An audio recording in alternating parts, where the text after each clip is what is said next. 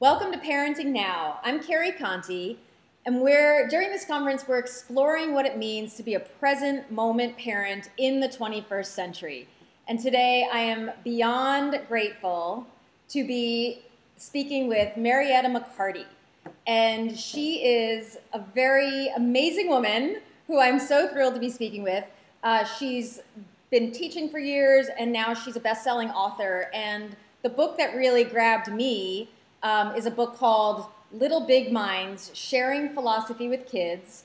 And she also has How Philosophy Can Save Your Life, 10 Ideas That Matter Most, and also the Philosopher's Table, How to Start Your Philosophy Dinner Club. So we're going to talk a little bit about all the juicy ideas, or some of the juicy ideas that are in these books. But what I want to say is one of the things that really stuck out about you, for me, Marietta, is this quote that I have here. It says, "Relationships prosper as honest conversation, buoyed by laughter and respect, brings people together in their quest for mental clarity." So I mean, right there, we're done. Like, I think that alone is that idea that it's about the conversation. It's about connection as individuals coming together, not parent-child and not partner to partner, but just how do you create an environment in family life that's really keeping and holding, what do I want to call it, a philosophical perspective. So welcome, and I would love to hear a little bit about what you have to say about that. Well, thank you, Carrie, for having me with you today.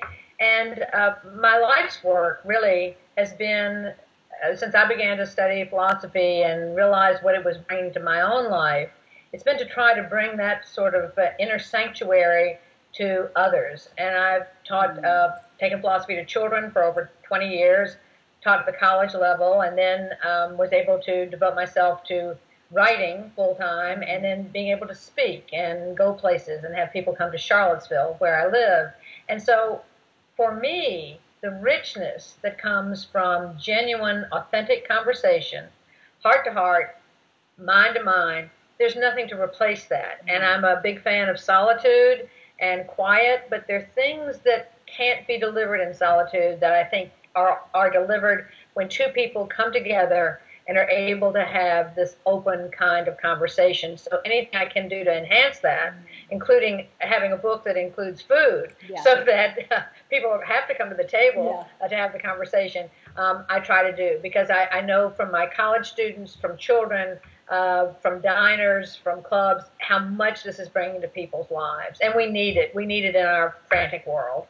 Without a doubt. So, you know, the theme of this whole conference is it's really the idea that we live in a new time, that a new mindset is emerging around parent-child relationships. And one of the things that I talk about is that you're not raising a child, you're relating to and creating relationships with a growing person. And, you know, I love what you're doing because I feel like it fits perfectly in that mindset, in the sense that a lot of parents think, well, I have to just pour in and teach and make sure my child gets what I believe and value.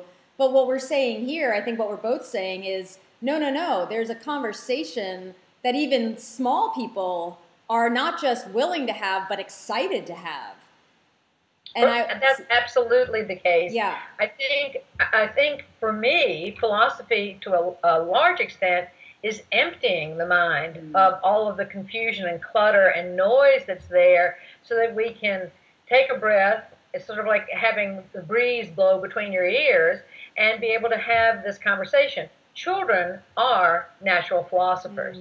And I discovered that as the director of a tennis camp, when they look forward to rainy days so that we could have conversations about, oh, you know, the mountains look like broccoli if you really look at them. And they love that sort of thing. And so what's interesting is that many times what I find, Carrie, is that it's the adult who's having difficulty trusting conversation and thinking that there's all these things that have to be poured into the mind of the younger person at the table. And what I find, the reason that I wrote Little Big Minds, I would go take philosophy to children. I'd come back to my college classroom and tell them what I'd heard, and they were astonished.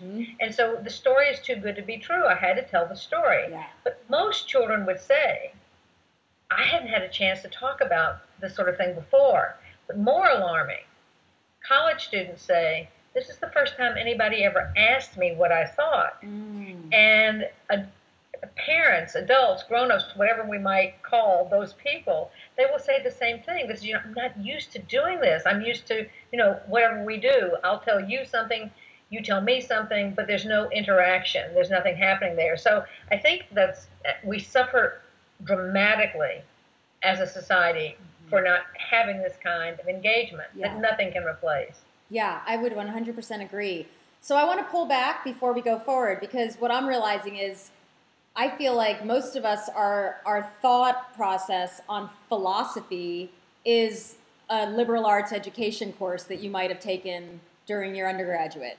So how do you think about, and how do you really communicate to people what you are meaning when we talk about really living a philosophical life? Yes. I those difficult college 101 philosophy courses? Yeah. They gave me a vocation. Now, my books wouldn't have worked if everybody could have understood it in college. Yeah. And so what I mean by philosophy was what it meant for me, and I define it as the art of clear thinking. And so it's the ability to be able to see the world as it is, literally to see the world as it is without prejudging it. And so with curiosity, inquisitiveness, to cut to life's core with more questions, more wonder, because it's such a big world, it's such an amazing world, and we get trapped in our private world so easily, in carpools and overscheduling and all that sort of thing, that we forget. Look at the color of the leaves. We forget. We don't notice. We don't observe. So I think I didn't realize until maybe a year ago, and it came to me in giving a talk, that the majority of my teaching really is helping students and readers empty their minds of what's getting in the way with good conversation. And you mentioned it yourself. There are all these sort of pre-programmed things that parents must implant in their children. And I don't think that's true. I mean, pre-literate children who haven't learned to read, they are the best philosophers of all. Wow. Because there's nothing getting in their way. There's not that much word association, so the world is presenting itself to them, and they're just amazed by it. So that's some of my best philosophy with children has been done with 4- and 5-year-olds. And so I think the beauty for an adult is to learn from children who are honest. They will say it. So we might be talking about prejudice. What does prejudice mean? So that's what my philosophizing is about. We enter the world of ideas and not the world of things. We talk about what is happiness, what is courage, what is freedom, what is joy, what does it mean to be a good person?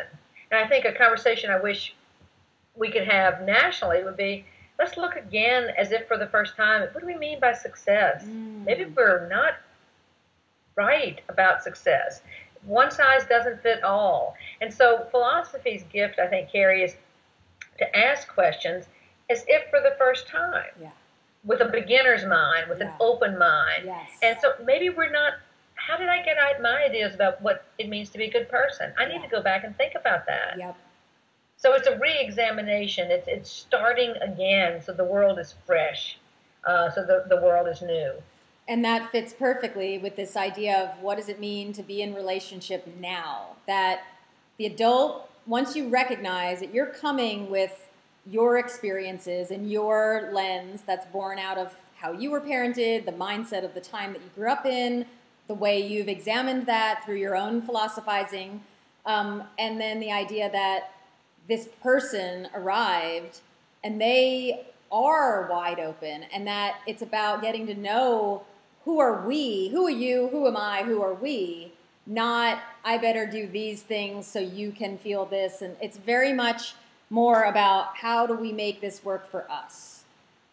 Exactly. I mean, one topic that interests everyone, although it's sometimes hard to get off the ground, is what do we mean by love? What does it mean to love another person? Yeah.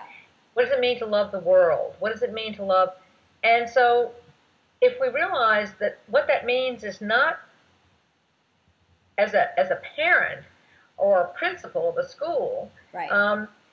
Creating these sort of cogs in a wheel that are playing some role right. to fit into society, that we let people flourish and grow into their own potential by opening the way for them to do that. Yeah.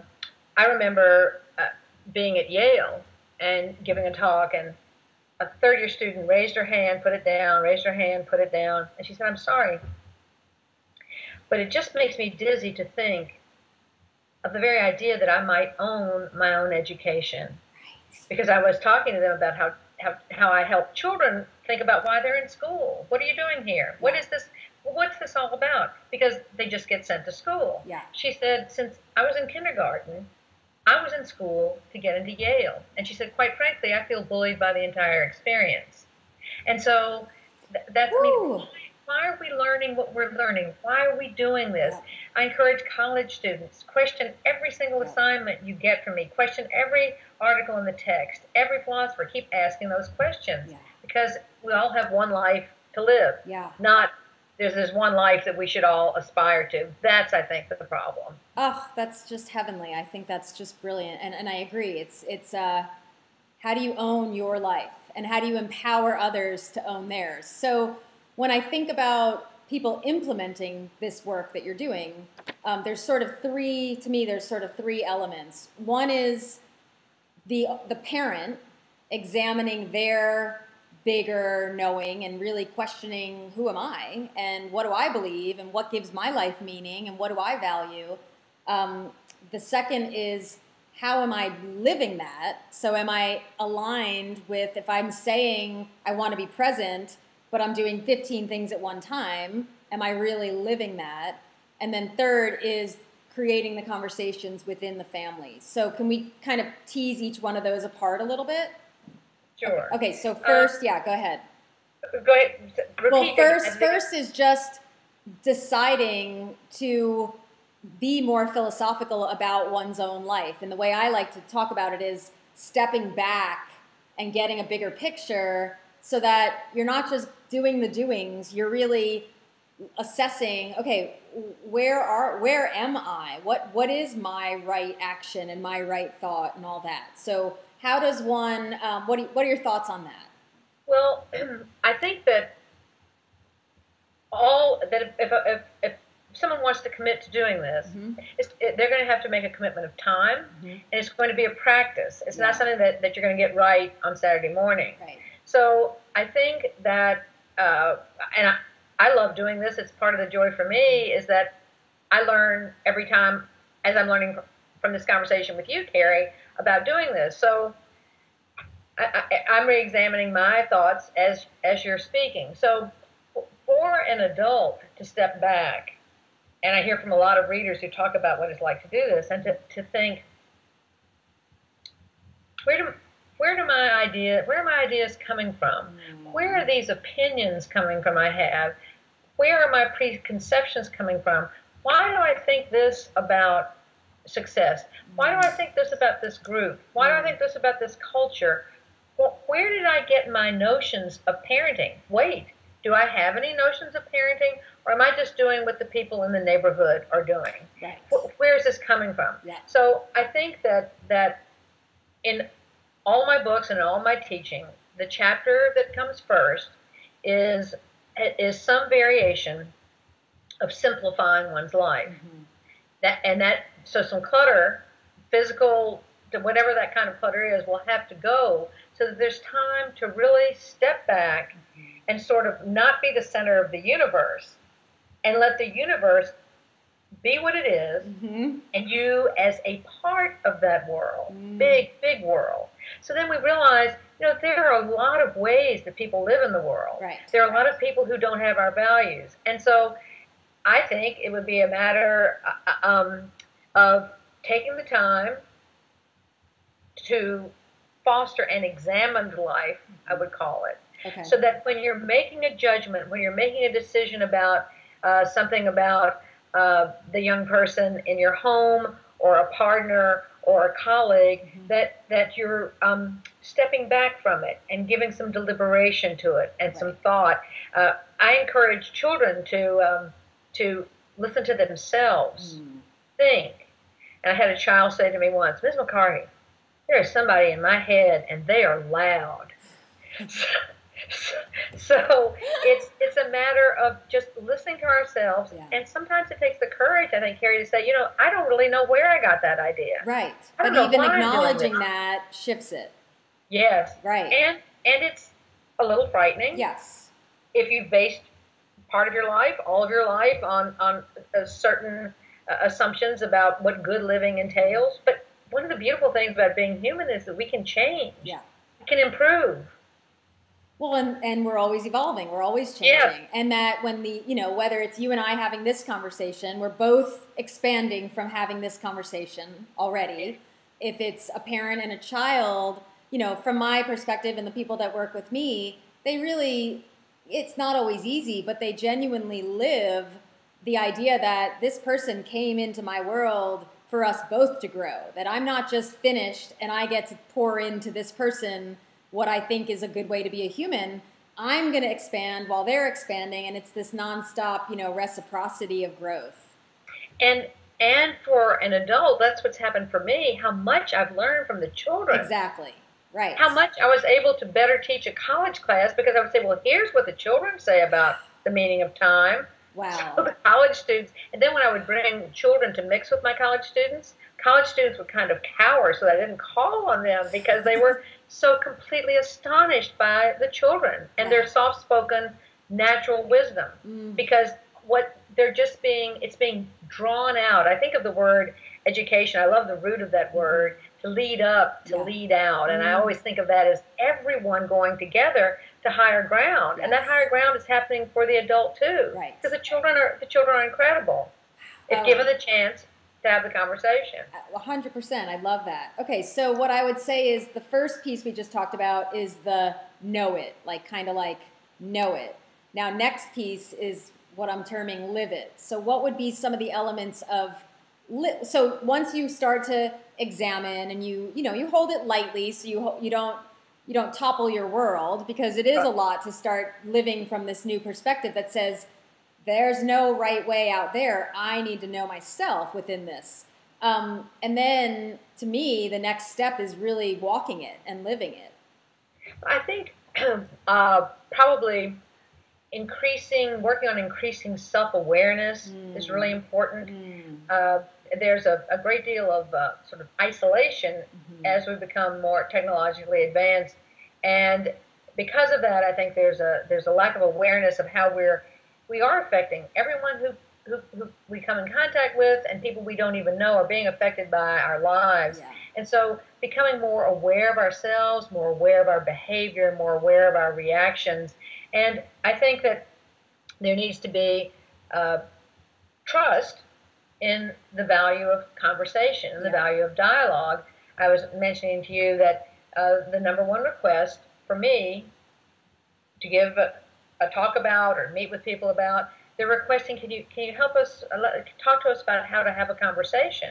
And I think that's because we realize on some level we missed that, and we're not getting any better at it. And it's like anything else that we don't practice. A conversation is not about being right. Or proving a point, or winning an argument. It's about, I want to know and hear and listen to you, and I want to absorb it and reflect on it, and then I would like to share, and I would like, so it's this sort of, I think of grasses blowing in the wind as sort of this yielding, fluid kind of thing that happens between people, so that a family can talk about, as they talk about conversation, what does it mean to be happy? I mean, that's a great dinner conversation. Yeah, well, love that. Is it about having a lot of money? Is it about enjoying life's simple pleasures in contrast to that? What is it about? What makes you happy? Your friends make you happy. So what is friendship? What does that mean? What does it mean to be a friend? And so what you're giving in this conversation with children, you're just giving them all sorts of tools to put in their toolbox. I love that. As they go through the world. Yeah, and I think you just said what I was kind of leading to for our third point, which is how do you share this? So you're knowing it, living it, and then sharing it. And I think that what you're saying, and it's almost, I think in our culture, we don't always believe that something could be so simple. But what you're saying in terms of what your work is all about, which is so simple, is just toss out a question. What does it mean? What do you believe joy is? How does joy feel in your body?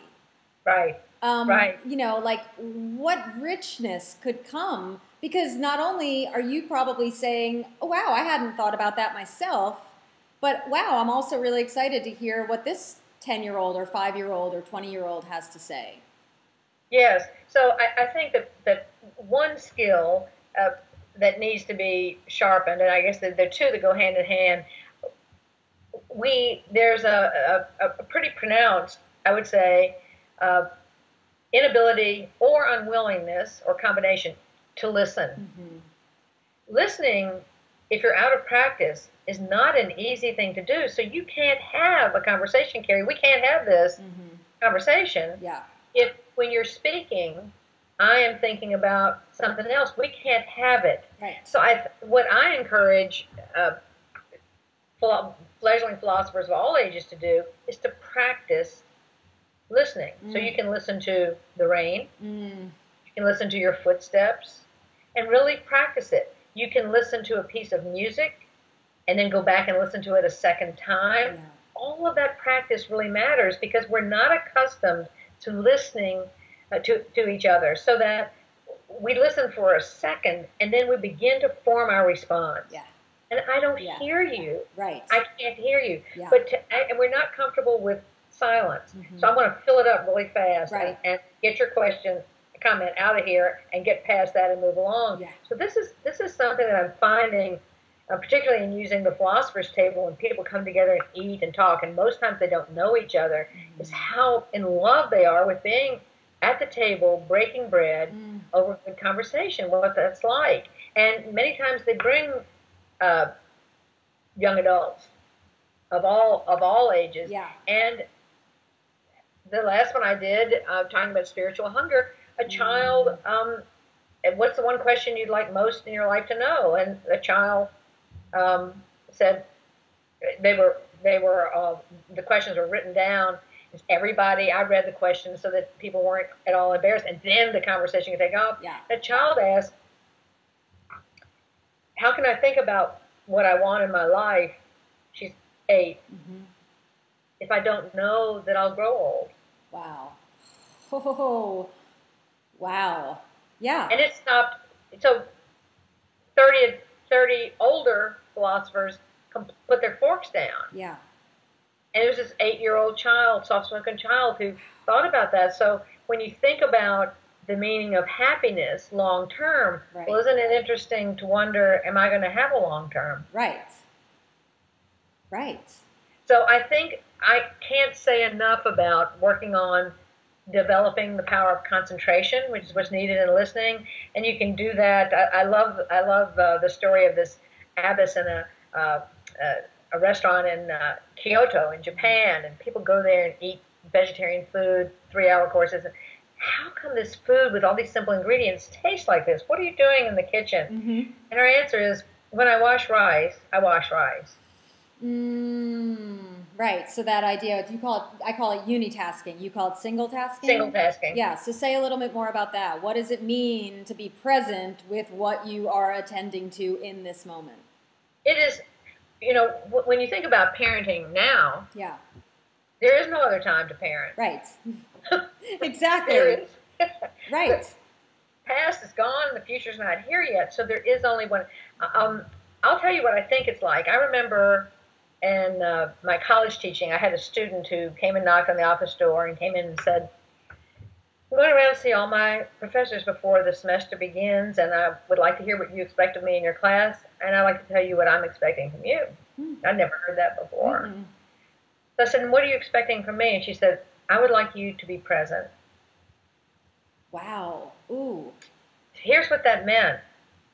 Anytime she's in the office, I'm only listening to her, not shuffling papers. I'm not looking over at that wretched computer screen. I'm not looking out in the hallway to over her head to see what's going on. I am focused and concentrated on her.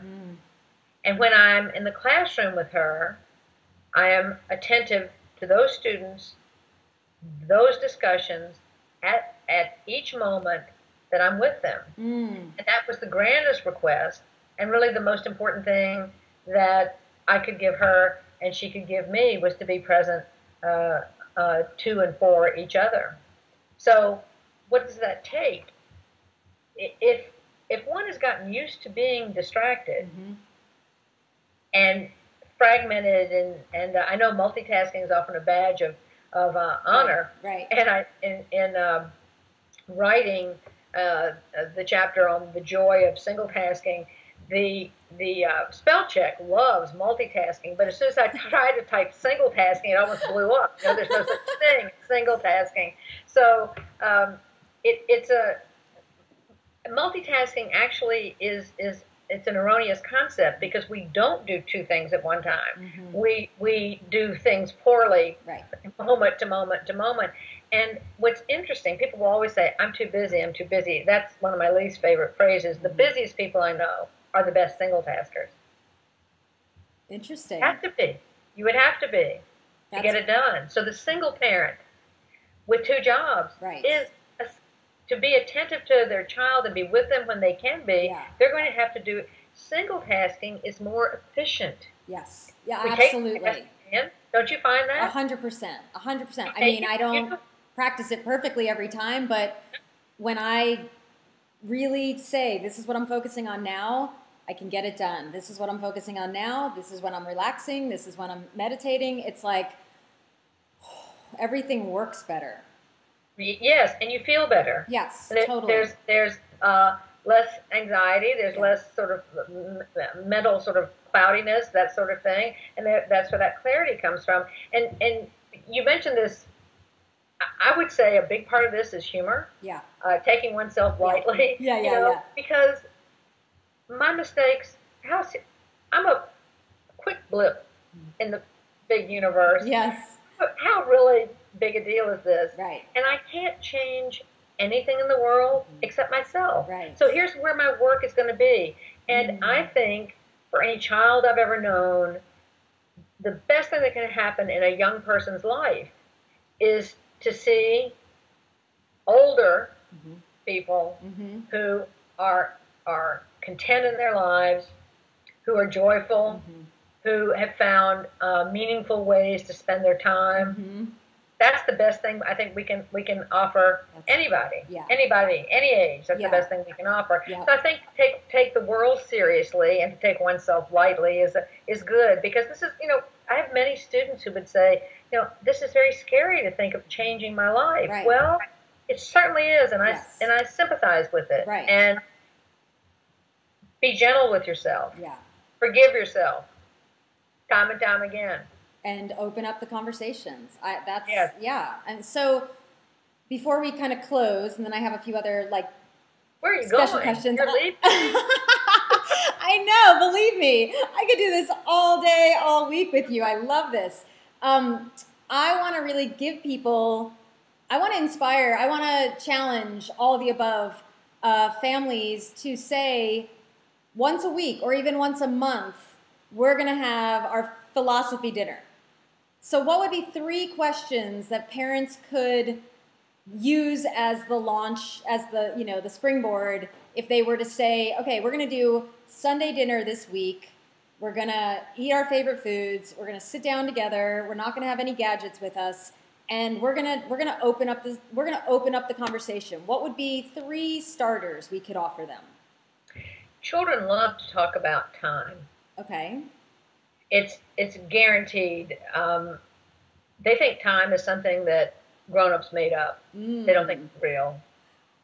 And so they say, how can it be real? Sometimes it goes so slowly. Yeah. Sometimes it goes really fast. And when the present moment's here, it's gone before you can say the present moment's here. So children love to talk about, and I write about it in Little Big Minds, the concept of time. So they love that. Okay. So, for example, I had a child say once, "What do you suppose it would be like if all of our clocks and watches said now?" Now, no, you want really to interview that child and not me. Definitely, but that's brilliant.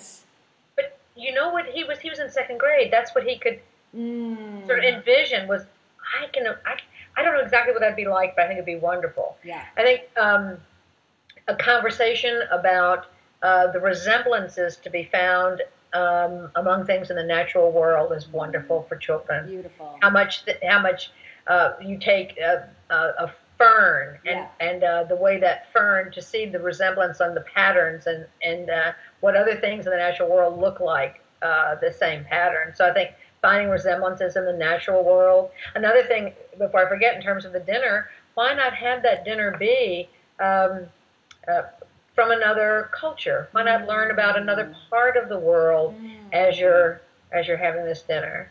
And I think the other conversation that children love and thrive on and have so much to teach us is to talk about simple pleasures. Yeah. And what are the things in life that are free and abundant and bring tremendous joy that we overlook? Can we talk about those things? What do we need for good living? And it is always going to come back to the simple pleasures. Yeah, that's magnificent. I mean, that's so, it just opens. It's like just a richness of, it's so simple and it's so obvious, and yet it's so easy to just say, what did you do today? What did you, and it's like, I know I don't want to talk on that level, and I know when I'm around growing people, they don't want to talk about that level. They want to go deep. They want to know what's real. And the parent's going to have to be willing to go where the conversation goes. Yes. And not have some fear of his or her own that I don't want to go there. Right.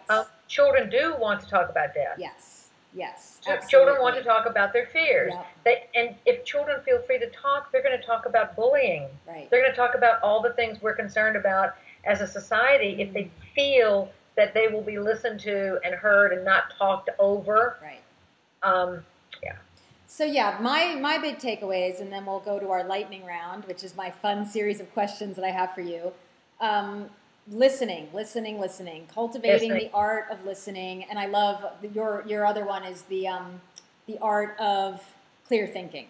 Yes, and the single tasking. Yeah, and the single tasking. Yeah, the more things at which we single task, the better we're going to be at single tasking in a conversation. It's practice for the conversation. Yeah, yes. I love that. So when you're walking, walk. When you're doing the dishes, do the dishes. When it's a practice, it's a mindset, and yet the more that we do it, the more that we appreciate ourselves doing it, the better we get at it.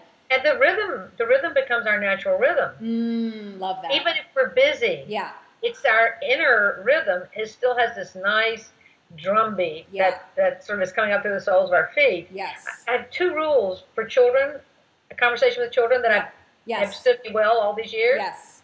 Never make fun of what somebody's saying. Yep. Never interrupt somebody when they're speaking.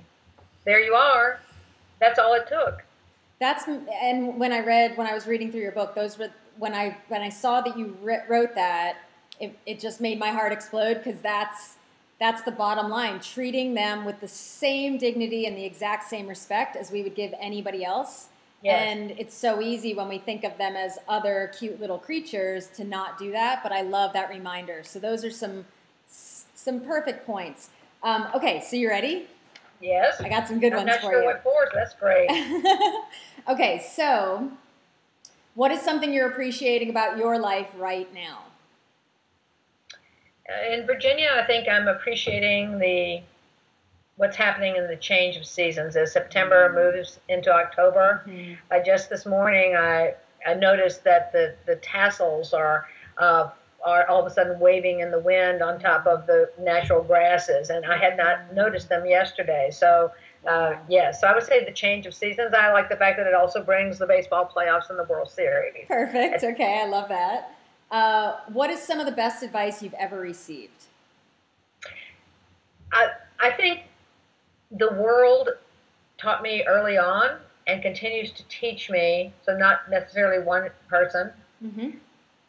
uh, the immense underrated power of kindness, to both to give it and to receive it, that it is really, I think, the most powerful force in the world. Mm-hmm. It's not a Hallmark card. It's a big deal. Yeah. So I think that is the topic that I'm most of anything interested in right now is the concept of kindness. I love that, and I love that in itself as a conversation starter. Yes. Love that. Okay. And then, can you share one personal habit that you believe attributes to having more joy in your life? Had a former student show up at a book signing, and he said, "People say, why do I talk about your class after 20 years? What did you get from that?" And his name is Robert. And he said, "She taught me to pay attention to that. It might matter." So I would say that I'm pretty good at paying attention. Yeah, I And can I see think that. that's why I noticed the tassel, Yeah, and that's why I noticed we were both wearing green. yeah. Yeah. I love that on the micro of you noticing that, and also on the macro of really what I'm hearing about your work is that's the tagline is pay attention.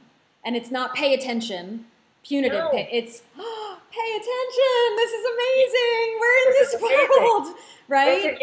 Yes, Pay attention. This is exquisite and it's brief and it's beautiful and it's miraculous. So, yes. oh, I love that. And then the last one is, what do you imagine is the greatest thing about parenting in the 21st century, parenting now? What do you think is here that we want to celebrate that might be different than other times? I think what can be celebrated is enjoying it, because it is becoming more difficult, I think, to spend time and to tune out the distractions. And what I'm seeing is a lot of frazzled parents and overscheduled children.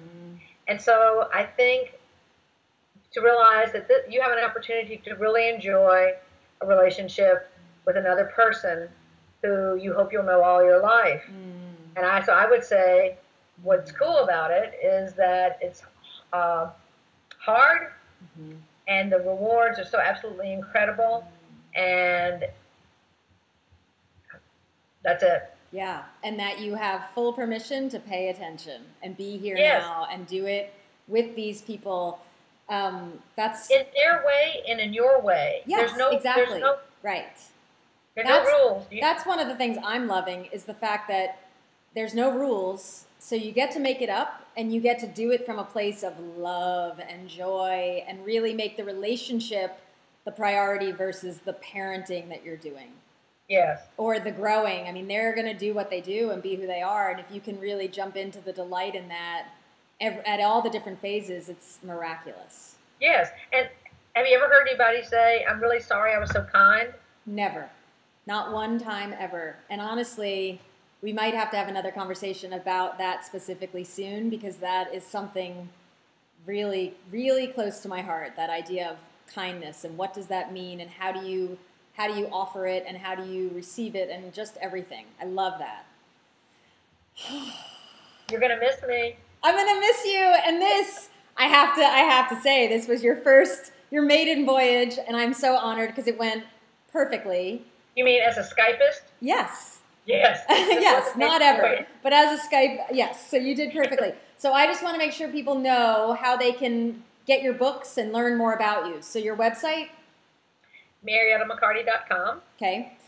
And the book should be everywhere. Little Big Minds, How Lots Can Save Your Life, and The Philosopher's Table. And there's a contact us link on the website, MariettaMcCarty.com. And I would welcome any of your virtual attendees hearing from them.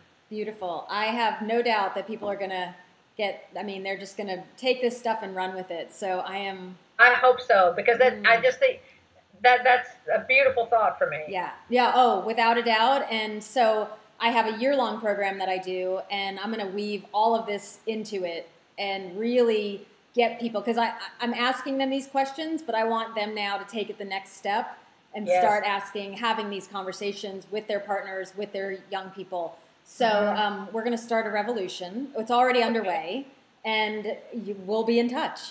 All right. Oh, I Carrie, just appreciate you so much. Yes. Thank you were great. you. I didn't know I had a soul sister in Texas. That's how I feel, completely. Thank you. Thank you.